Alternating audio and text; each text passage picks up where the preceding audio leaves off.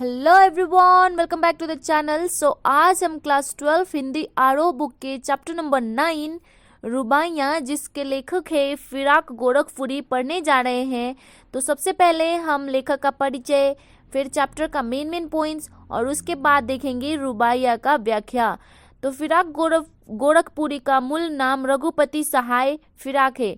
उनका जन्म 28 अगस्त सन 1896 गोरखपुर उत्तर प्रदेश में हुई थी और उनकी शिक्षा है रामकृष्ण की कहानी से शुरुआत, बाद की शिक्षा अरबी, फारसी और अंग्रेजी में। और उनको सम्मान मिले हैं गुले नगमा के लिए साहित्य अकादमी पुरस्कार, ज्ञानपीठ पुरस्कार और सोवियत लैंड नेहरू अवार्ड। और उनकी प्रमुख कृतियां हैं गुल्ले नगमा, बज्जे जिंदगी, रंगे शायरी, उर्दू गजल गोई। और उनका निधन जो हुआ था वो सन 1983 में हुआ था। तो आइए अब रुबाइयाँ का मेन पाठ देखते हैं। फिराक जी की रुबाई में हिंदी का एक घरेलू रूप दिखता है। भाषा सहज है और प्रसंग भी सूरदास के वात्सल्य वर्णन की सादगी की याद दिलाता है।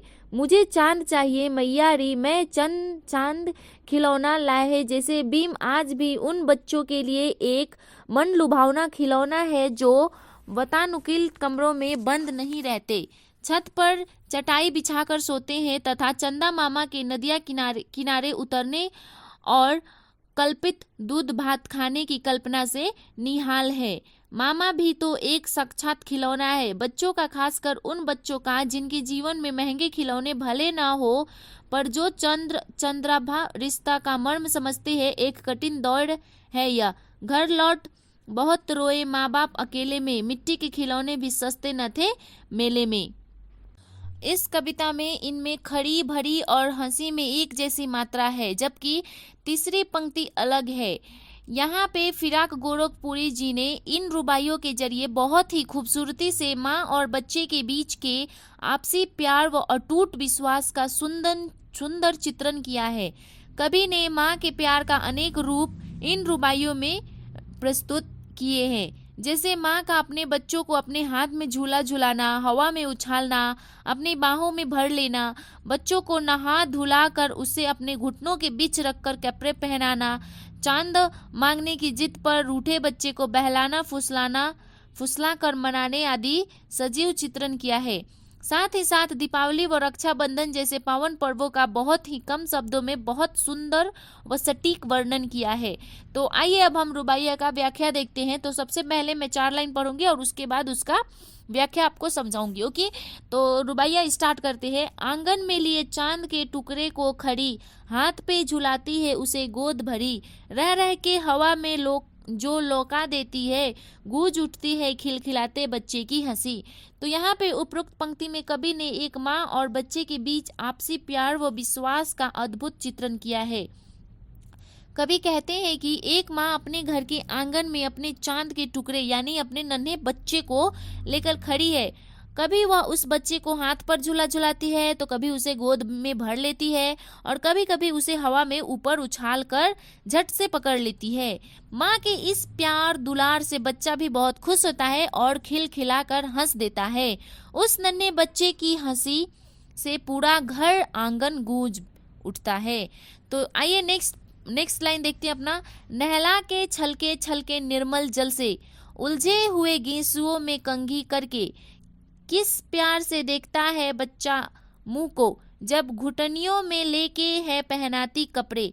तो यहाँ पे उपरोक्त पंक्ति में कवि ने माँ द्वारा अपने बच्चे को नहलवाने व उसे उलझे बालों को संवार कर उसे कपड़े पहनाने का सुंदर चित्रण किया है। कवि कहते हैं कि माँ बच्चे को साफ पानी से नहलाती है, उसके उलझे हुए बालों को कंघी कर सुलझाती व संवारती है, और जब माँ उसे अपने घुटनों के बीच रखकर कपड़े पहनाती है तो बच्चा बड़े प्यार से अपनी माँ के चेहरे को देखता है। तो आइए कविता में आगे बढ़ते हैं। दीपावली की शाम घर पुते और सजे, चीनी के खिलौने जगमगाते लावे, वो रूपवती मुखरे पे एक नर्म दमक बच्चे की घड़ौदे में जलाती है दिए। तो यहाँ पे उपरोक्त पंक्ति में कवि ने दीपावली का शाम घर में होने वाली खुशी के माहौल का सजीव चित्रण किया गया है। कभी कहते हैं कि दीपावली की शाम को अपने पुते यानी घर में जो कलर करा जाता है उसे पुताई कहते हैं या पुते कहते हैं, वो सजे घर में माँ अपने बच्चों के लिए चीनी मिट्टी के खिलौने वो जगमगाते हुए दिए लेकर आई है।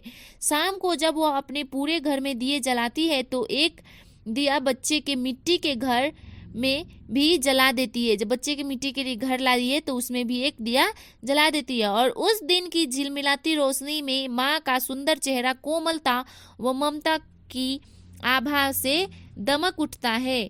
तो आइए अब और कविता में आगे बढ़ते हैं। तो आंगन के ठुनक रहा जिद आया है, बालक तो इस चांद पर ललचाया है, दर्पण उसे देख के कह रही है माँ देख आईने में चांद उतर आया है। तो यहाँ पे उपरोक्त पंक्ति में बच्चा अपनी माँ से चांद देने की जिद कर रहा है कि मुझे चांद चाहिए चाहिए चाहिए, और माँ उसे क्या कहती है, बहला फुसलाकर मनाने की कोशिश कर रही है। कभी कहते हैं कि बच्चा आंगन में मचल रहा है और जिद कर रहा है, उसे आकाश का चांद चाहिए। बच्चे को इस जिद पर माँ बच्चे को एक दर्पण मतलब पता है एक शीशा या आईना होता है ना, उसे थमा देती है और फिर उस दर्पण में चांद का प्रतिबिंब यानी रिफ्लेक्शन होता है ना, वो दिखाकर बच्चे को समझा रही है कि देखो आकाश का चांद दर्पण में उतर आया है। दर्पण में चांद को देख बच्चा प्रसन्न हो जाता है। तो आइए कविता में आगे बढ़ते हैं। रक्षाबंधन की सुबह रस की पुतली छाई है घटा गगन की हल्की हल्की, बिजली की तरह चमक रहे हैं लच्छे, भाई के है बांधती चमकती राखी। तो यहाँ पे उपरोक्त पंक्ति में कवि रक्षाबंधन के त्योहार व भाई बहन के प्यार भरे पवित्र रिश्तों का वर्णन कर रहे हैं।